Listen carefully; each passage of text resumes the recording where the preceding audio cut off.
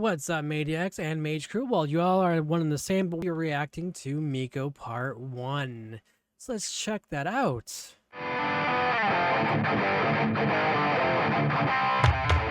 Breaking new gate.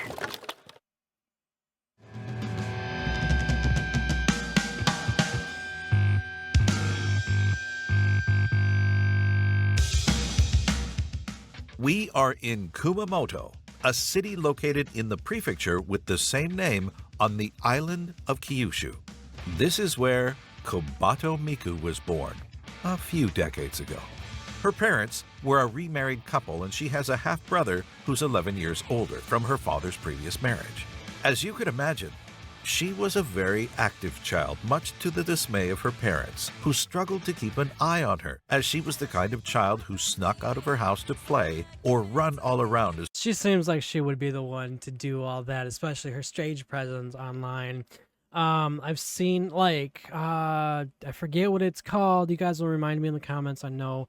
But when she's like hyping up the crowd, I think that she would be the one to, get really loud and boisterous and just want to go and keep going and just all very, very energetic. And that's a go-getter that usually will start things like bands. Oh my goodness. But yeah, no, that makes a lot of sense for her. A lot of sense, actually. As soon as she was taken to large open spaces.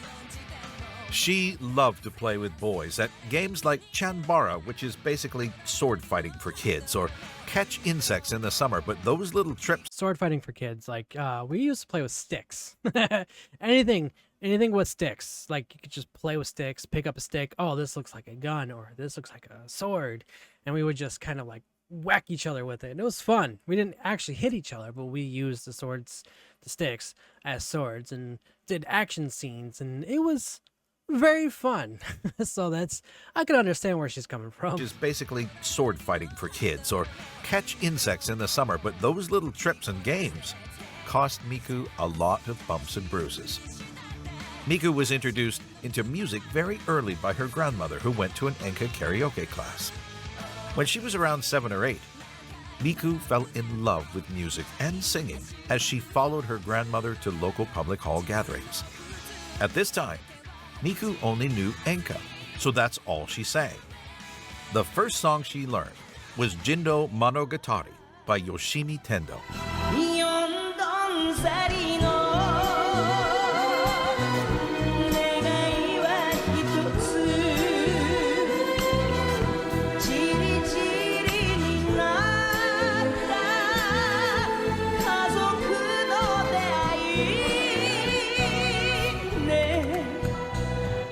Her mother was worried that Miku would only be interested in enka, so she asked her to listen to other musical genres and offered her a CD of the idol band Morning Musume.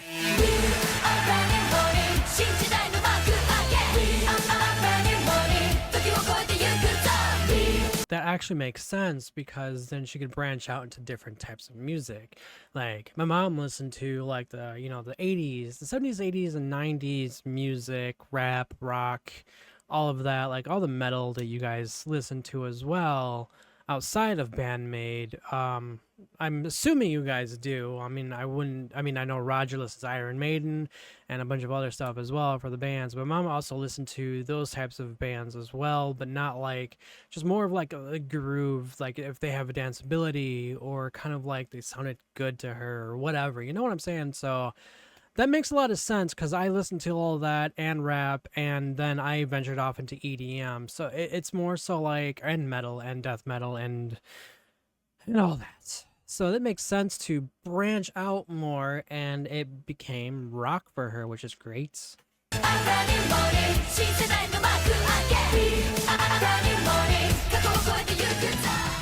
And so, with time, Miku came to experience and listen to more and more different kinds of music. In high school, Miku was in the broadcasting club. Of course she was.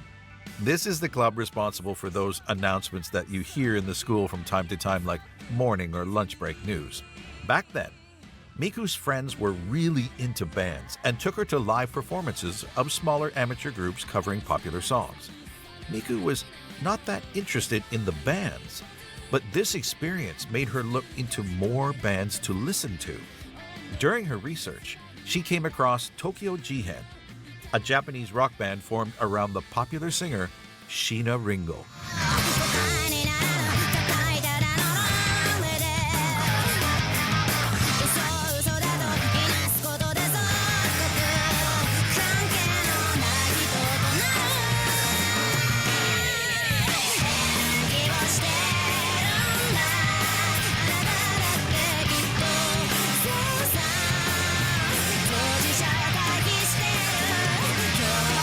Miku was stunned by their sound and finally found the music that she wanted to do. They sound interesting. It's a little harsh sounding because I'm on these different headphones because I lost this big tip on my my main one isn't as harsh sounding as it would be because these are monitor headphones. But yeah, no, it makes a lot of sense for her to discover a lot of new things, especially being in that type of club, because then she would be able to, like experience and then like listen to all sorts of different genres. Is there country music in Japan?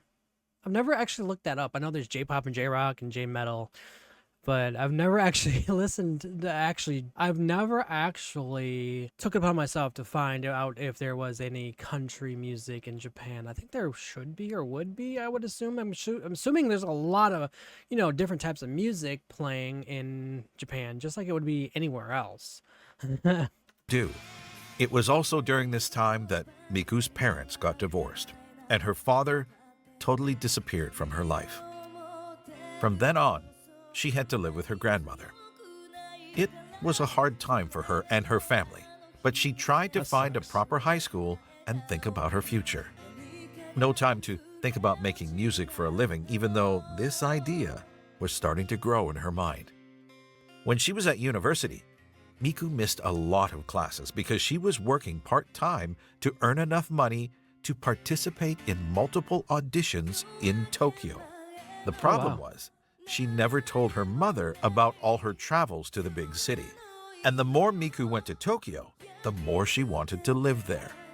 So, in October 2010, on her birthday, Miku presented her I Want to Live in Tokyo plan to her mother to try and I would not doubt that she did. Oh, of course she did, but I wouldn't doubt it. Like, she's got big aspirations. She's got basically big ideas and she wants to put it out there, and I think that's great. Reassure her.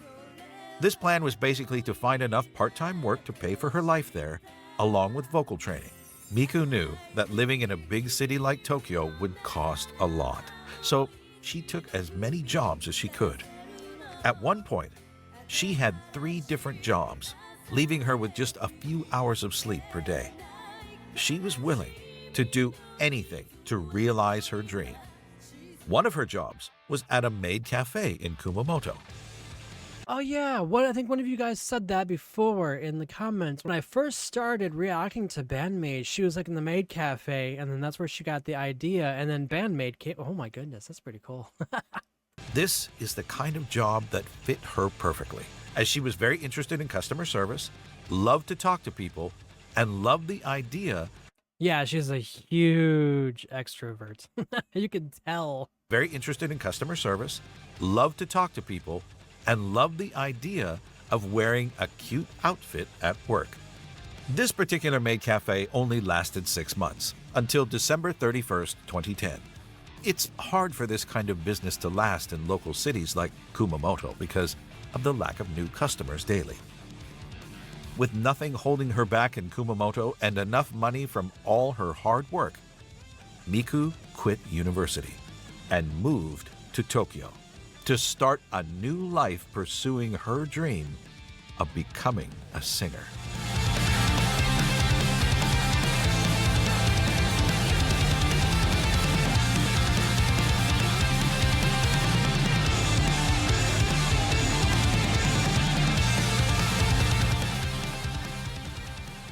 Now that she was living in Tokyo, Miku easily found a part-time job as she had already a lot of experience from her life in Kumamoto. Miku discovered the concept of Maid Cafe in her hometown, so she thought that it would be a good idea to try and work in a maid cafe in Akihabara, the place where maid cafes are the most popular in Japan. She started to work at the At-Home Cafe in May 2011 under the name Himawari, which means sunflower. Oh, cute. This maid cafe was way bigger than the Oh, one. that is like very interesting. It's very bright. Normally, here in the United States, anyways, a lot of the restaurants are kind of like dark and dim. Like McDonald's used to be bright and happy, and now it's kind of like a depressed adult. Oh boy. But this looks nice. I love that Japan has color, and that's what's great about that. Especially in a cafe that needs to be, hyped and needs to be, customer service orientated. In Kumamoto, and this one held performances and events where Miku could work on her singing regularly. It was a great experience for her, as she learned a lot about human relations, handling different types of people, and even calming down angry customers arguing with each other. After all, Miku wanted to do everything to make everyone happy. She also learned a lot from overseas customers. Unfortunately, you can't make everyone happy. And that is the truth. Because there's a lot of angry people about certain things, especially on my Band-Maid videos. Makes a lot of sense. Even if they misinterpret what I meant or have said. It happens, but the biggest thing is you can't always make anybody happy or everybody happy. You can making the ones that are making people happy. The ones that get happy are cool and great and all that, but at the same time, you just don't want to be making anybody mad or upset or anything like that, and it's just kind of hard to do that because everybody has opinions, and no one's opinion is wrong unless it's factual against no facts or whatever. You know what I'm saying? Like, if I don't like bass or if I don't like bass, a guitar bass, I like hearing the deep strokes of it, but I really, really enjoy the electric guitar. I feel like that is, an opinion that I can have, but I don't really necessarily correlate that to said artist. And I think the artists themselves are amazing at what they do and how they get it done. But at the same time, people are going to take things the wrong way, and there's not much that I can really do about that. Or Miku, I'm sure, couldn't do that to everybody because people want to be miserable. That's not much you can really do about that, unfortunately. Not really. There's nothing really you can really do about it. And how they perceive maid cafes as a part of the Japanese culture. Miku worked almost a year for At-Home Cafe, but quit in January. You know what? Funny enough, I actually watched maid cafes back in around that time, so I might have seen her at one point because I was interested in the Japanese culture quite a bit, and I looked up a lot of different things on YouTube, and of course maid cafes came up, cat cafes came up because I love cats. But at the same time, there's a lot of cool things and a lot of cool things in Japan that I really enjoy or would like to enjoy seeing for myself. So, I mean, hopefully, eventually I can get out to Japan. I don't know when, but, I've been having that dream for like a couple of decades now, like 2 decades. 2012. She had a ceremony celebrating her time working there, and there was a lot of messages from regulars and overseas customers. She even wrote a moving message on the blog of the Maid Cafe. なんかやっと卒業したんだなって実感湧いてきました。なんかじわじわ来るね。イベントにも参加させてもらったり、歌プロにも出させてもらったり、プロマイドを撮ったり、撮影会したり、錬金だったり、振り返ってみたらいろいろしたな。自分がイベントするなんか思ってもなかったけど、まさか卒業するとはね。あ、書き損ねたんですが、スーツで来てくれたご主人様、ありがとうございました。私得でした。あと、素敵なお花もありがとう。あと、チェキの受け取りがまだの方、なるべく早くお絵かきしてドンキに持っていきますので、後日ドンキへお願いします。ごめんなさい。いろんなことがあったりしたけど、やっぱり私はアットホームが大好きです。8ヶ月間で出会ったご主人様やお嬢様、メイドさんを絶対に忘れません。あと10 So that's where the Masters and Princesses came from, was the Maid Cafe. That's pretty cool. だった私が全く秋葉原に行かなくなるなんて到底無理な話なので、きっとまたお会いすることもあるかもしれません。もしまたどこかで私を見かけたらよろしくお願いします。私にとってこれからがスタートだと思ってます。みんながくれた気持ちを胸に頑張っていきたいと思います。さよならはしないです。ありがとうございました。頑張ります。ひまわり。That's a cute goodbye message and all that. That's pretty cool. Reason why she left was because she'd won the Super Idol audition on December 9th, 2011. Oh, cool. This competition started in the summer of 2011 with 2,600 applicants. Their goal was to create a 3-member idol band with the votes of the fans. Do you guys remember what you guys were doing in 2011? I was 21. I was working. I was just working. Working hard and hardly working. The Super Idol audition was also broadcast on MXTV on December 30th, 2011. ありがとうございます。野口美香です。すごい、とにかく今頭の中真っ白なんですけど、すごい嬉しいです。今後ユニットとして3人で頑張っていきたいと思いますので、まだまだ未熟なところとかいっぱいあると思うんですけど、一緒に応援していただけたらなと思います。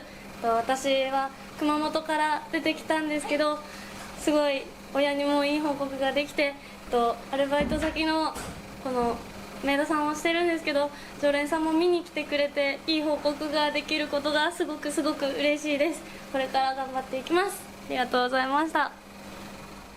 This contest allowed Miku to join an underground idol band, or Chika Idol in Japanese, named Lil Cumin 3 months later, in March 2012. A Lil Cumin. An underground idol band works with a minor label and will only perform in very small areas or events. It's well known that very few underground idol bands can become bigger and join a major label, so she still kind of wore a maid outfit, just a little bit. Just a little bit, it looks like. It doesn't look as flashy as they are now, of course, but of course this was before Band-Maid. the chances for Lil Cumin to get bigger were really small. Oh. No pun intended. The name of the band came from the very short height of the 3 members, and that the birth flower of December 9th, when the result of the audition was announced, was Cumin. Lil Cumin was active until April 13th, 2013, when they announced they had disbanded during a one-man concert in Shinjuku Orebako due to Miku and another member quitting the band. About a month after the release of the 3rd single called Super Trooper and their first one-man concert in the same venue. In the end, Lil Cumin released 3 singles and performed about 100 shows during a year of activities. In an interview, Miku confirmed that it was not her thing to sing cute idol songs. She didn't hate it, but it was too different from the music she wanted to sing.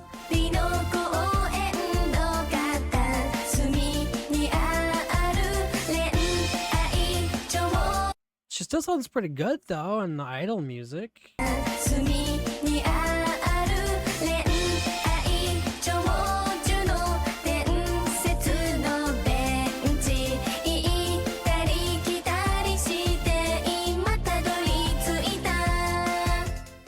back to square one for Miku, who decided to send her resume to Platinum. That's a cute little backpack. Is that a backpack? It looks like a backpack because it's got straps on the back. That's cute. To square one for Miku, who decided to send her resume to Platinum Passport, explaining the kind of music she wanted to do. The company reached back to Miku and scheduled a meeting to talk about her project. Let's imagine an abbreviated form of this conversation. はじめまして、小鳩ミクと言います。出身は熊本です。地元と秋葉原のメイドカフェで働いていました。オーディションに受かってアイドルグループで活動していたんですが、アイドルではなく歌手になりたくて1年ほどで辞めさせていただきました。自分のやりたい音楽性とは違うなって気づいたんです。バンドとかには興味ないの？バンドは好きだし、東京事変さんにも憧れています。それに可愛い音楽よりもかっこいい音楽がやりたいです。小鳩はいろいろなバンドを調べて聴いているときに東京事変に出会って恋に落ちた。バンドメイド日本のエピソードで群青日和が人生を変えたとまで言っている。この瞬間から小鳩はかっこいい音楽のバンドを聴くようになり、Wow. バンドを組むという考えが頭に浮かぶようになった。もしこの曲がなかったら小鳩はバンドを組むことなど思いつかず、バンドメイドは存在すらしなかっただろあ、でもメイドも好きです。う。メイドとバンドを合わせたら面白いね。じゃあ混ぜちゃいましょう。On May 29th, 2013, Platinum Passport posted an audition announcement for anyone who wanted to join a new rock band performing with maid outfits. They also presented the first version of Band-Maid's logo. In this post, it was specified they were looking for women between the ages of 15 and 24 who can play guitar, bass, drums, and keyboards while wearing a maid outfit. They also clarified that the applicants must not be currently under contract with a production company or record label and must Makes not be sense. planning to debut as a professional. Miku was actively looking for potential members herself and found a young musician posting guitar covers on YouTube and Nico Nico. The name of this guitarist was Konami.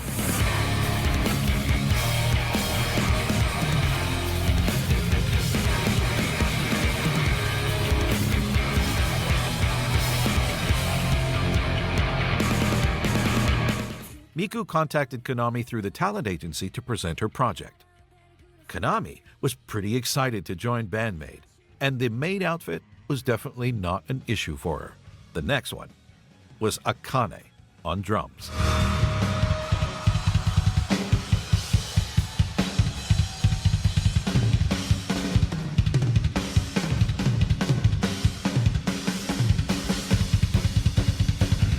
And with that, Akane asked Misa to join her new band. もらって I like how it just kind of happened where she found Konami and Konami went to Misa, and then it just kind of went, you know, it's just kind of like formed the whole group. And I think it's pretty cool, like how they kind of just like formed. でベースもいないってなってたので、その時私専門学校音楽の専門学校行ってたんですけど、で一緒の学校だったベースのミサを誘って。 Misa's band had just ended their activity, so the timing was perfect for her as she wanted to continue playing bass. Band-Maid, originally consisting of 4 members, was ready for its debut. They started rehearsals, but after about a month, Oh yeah, that's right. They all had a blindfold playing the music. That's pretty cool. felt that something wasn't quite right.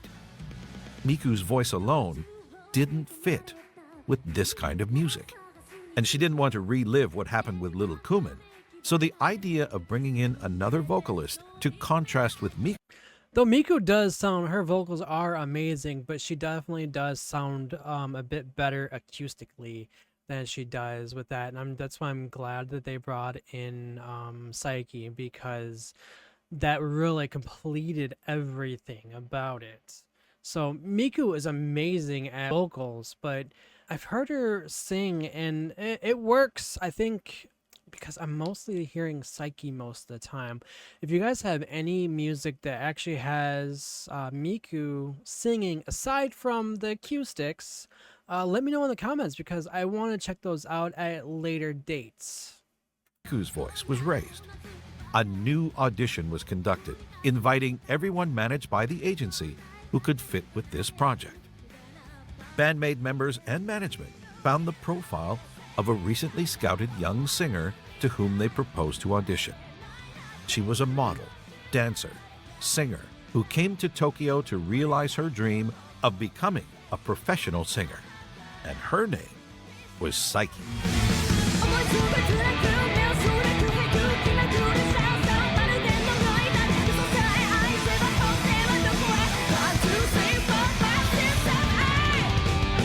With their newfound experience gained while recruiting the other members, the management knew that they shouldn't talk about the maid outfit to Psyche if they wanted her to come to the audition.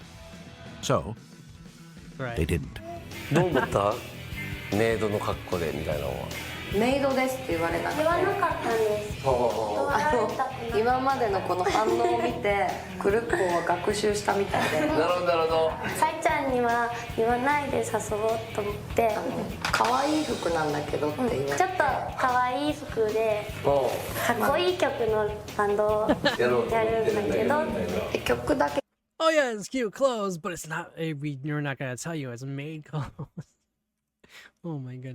かっこいい曲のバンドをやるんだけど曲だけ聞いてたんで、あ、じゃあまあやってみたいですかねみたいな感じで。ので、これはみたいな。今はこれないんですけど、エプロン。エプロン。最初あって、エプロンってなって、パシッてつけない。From this crazy idea of mixing cute outfits with hard rock music, 4 talented young ladies joined Miku to form an impossible band whose goal is to dominate the world through music. And this band was called Band-Maid.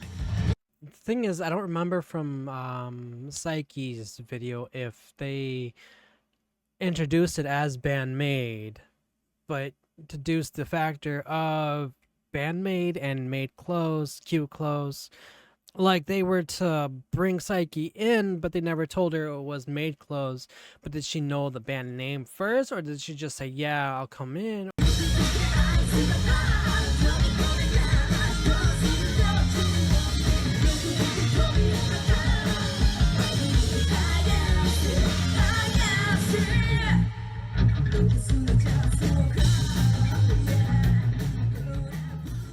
Band-Maid didn't waste any time after finding enough members, as they started to perform live on July 24th, 2013, before Psyche even joined the band at Otsuka Deepa in Tokyo. They continued for 2 more shows before opening for Passport and Silent Siren on October 22nd, 2013 at Shibuya AX with their complete lineup. This was Band-Maid's first live.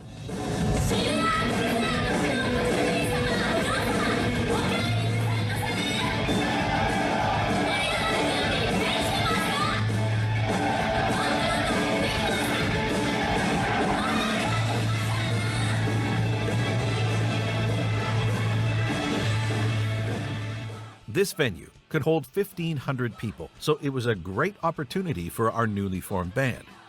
Band-Maid started to be more active on Twitter on July 19, 2013, to promote concerts and news about the band. Their YouTube channel had been created on October 22nd. Oh, look how old that looks. That's crazy. Oh my goodness. They changed a lot of YouTube. In 2013, and slowly grew over the years. Band-Maid also opened an Amiiblo blog that was deleted in 2016 to use the official website that we know today. That's right, Amiibo. Yeah, okay. Even though it looked quite different from its current design. The management did a great job regarding the band's promotion in social media, but Band-Maid had trouble standing out and reaching more people. During the first 2 years, most of their concerts were empty.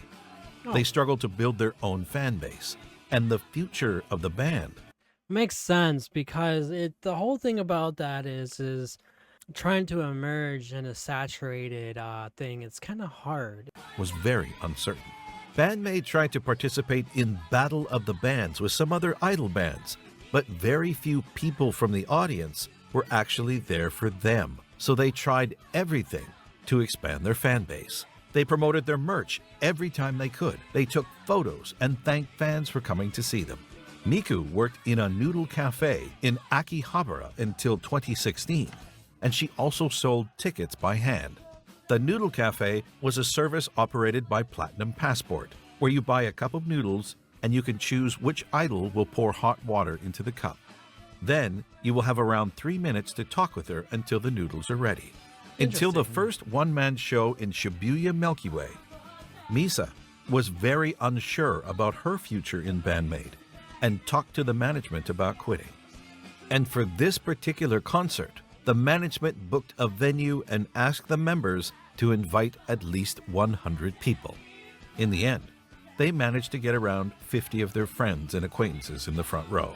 Nice. It was truly a dark time for Band-Maid. It I was mean, also nice as in like 50 of their friends, but I mean it's not a lot of people, no, but it's 50 people in a room. It's like when I see you guys hit 1,000 views, I'm like, that's 1,000 people looking at my content, and it's crazy how I can go from like 0 to 1,000, and I'm like, if you put 1,000 people in a room, that's a lot of people. You put 50 people in a room, that's still a lot of people.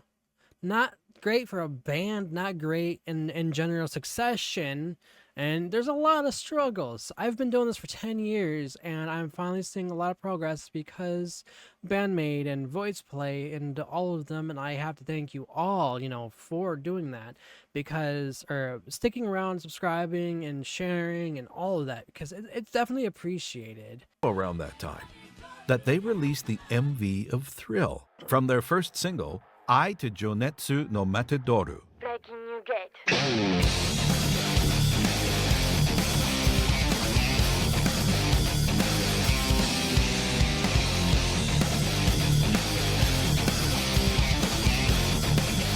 I'm actually just glad that they got in, though, that they just kept going and then didn't stop. They just kept going, and that's what you gotta do, is you gotta keep going.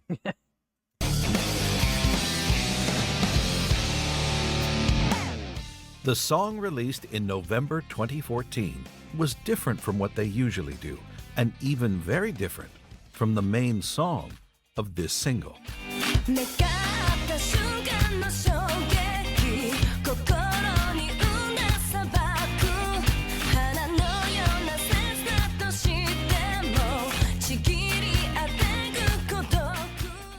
Thrill was a success on YouTube and was very well received during concerts.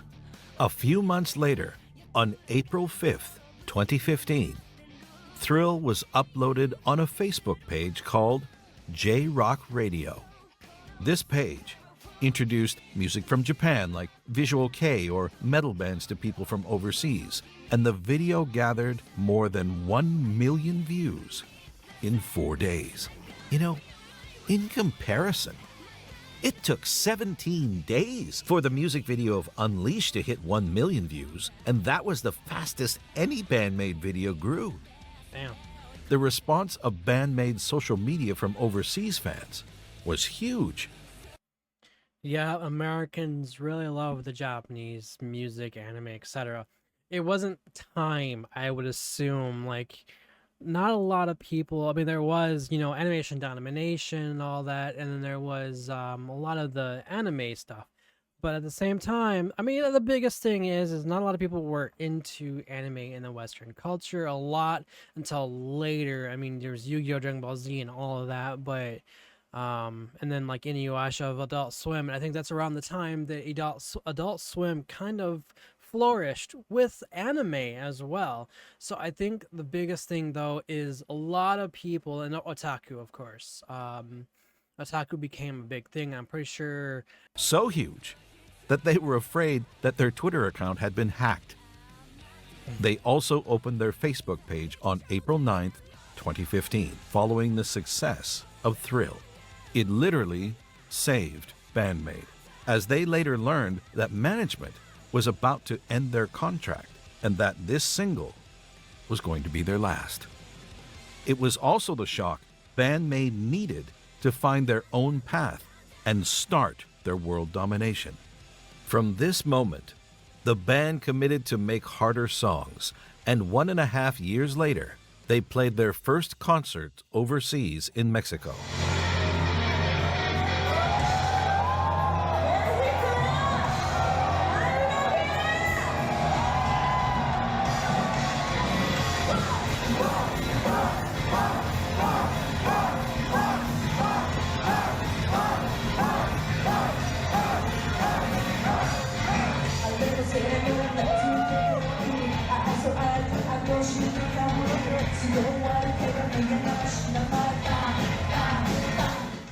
皆さんこんにちは、ミカです。今日はスペシャルゲストをご紹介します。レディットでアクティブに活動していて、インタビューから MC まで数多くの翻訳をしてきた人です。皆さんきっとご存知の人ですが、声は聞いたことがないと思います。それではご紹介いたします。 T シンジさんです。はじめまして、 T シンジです。私がもともと聴いていた音楽はファンクロックやファンクなどで、ハードロックやメタルについてはほとんど知りませんでした。2019年11月に以前から友人に勧められていたベビーメタの曲を YouTube でいくつか聴いたら、サイドバーにバンドメイドのスリルが現れました。そのサムネイルを見た瞬間、これはかっこいいに違いないと直感しました。音を聞く前からギャップのコンセプトが伝わったんです。実際にスリルを聴いて途中までは悪くないなくらいに思っていたら、ミサさんのベースソロでやられました。次にダイスを聴いて、ミサさんのベースに完全に心を奪われました。私のようなファンクロックファンにとって、ミサさんのファンキーなベースは答えられない魅力があります。それからバンドメイドの MV を一気に見て、1週間後にはもう CD を注文してライブの予定をチェックしていました。ちょうどその時は東京近辺でライブがなく、次のライブはツアーファイナルの LINE キューブ渋谷だったので、すぐにチケットを買いました。また歌詞を見ながら聴くうちに小鳩さんの歌詞の素晴らしさに気づき、小鳩さんの大ファンになりました。小鳩さんの歌詞は内容もいいですが、何よりも音がいいんです。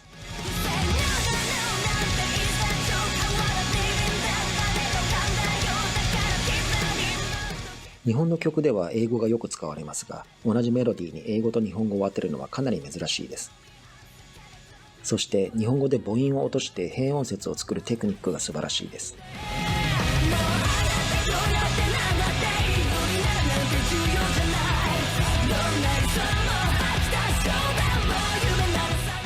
ここを8音節で歌っていますが、元の日本語は15音節あります。同じ年の12月、レディットを見つけてインタビューの英訳があるのを知りましたが、未訳のインタビューもまだまだたくさんありました。自分で英訳したいと思いましたが、私は英語ネイティブではないし、当時は音楽用語も詳しくなかったので、無謀ではないかと思いました。でも小鳩さんが背中を押してくれたんです。折れない石を宿した瞳に迷いはない、映し出した広がる世界に初めまして。I'm learning about a lot of the musical equipment and the musical portions of like the instruments and stuff. It's definitely taken me a little bit longer because I'm more of a electronic music type of person that learns quick with that. Everything about how the musical instruments are and the terms and all that it's still kind of a miss with me, but I'm learning still.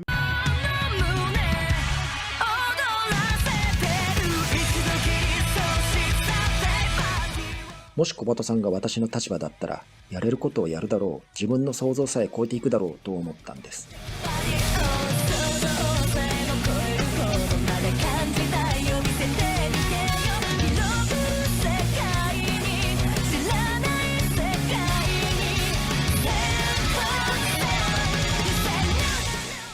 なので、もし私の翻訳が役に立ったなら、私ではなく、私に勇気をくれた小鳩さんに感謝してください。バンドメイドには人生を変える力があります。そうですよね。 T シンジさん、どうもありがとうございました。そしてバンドメイドさん、小鳩さん、多くの人の人生を素晴らしいものにしてくださりありがとうございます。うわー、もう30分近く経っちゃいました。ここでちょっとお休みにして、動画の残りはまた来週見ることにしましょう。次回は作詞家小鳩さんのお話からしようと思います。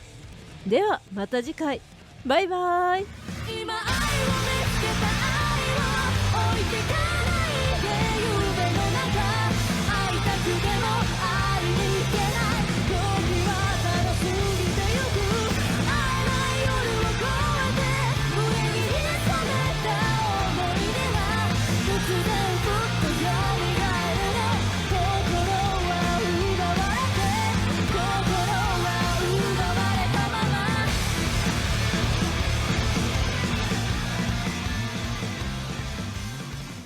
That's just great. I really enjoyed watching that. That was learning about where she came from and I had to guess a lot of that of her actually being, basically hyperactive and just very extrovert because she can really get things done when she wants to. And I feel for them at the very beginning, like, yeah, it's kind of hard to emerge out there and all of that, but I'm glad that they actually made it far. Anyways, thank you all for watching. Thank you, 80, for being a Patreon member as well. You guys can sign up for being a free Patreon if you guys want to.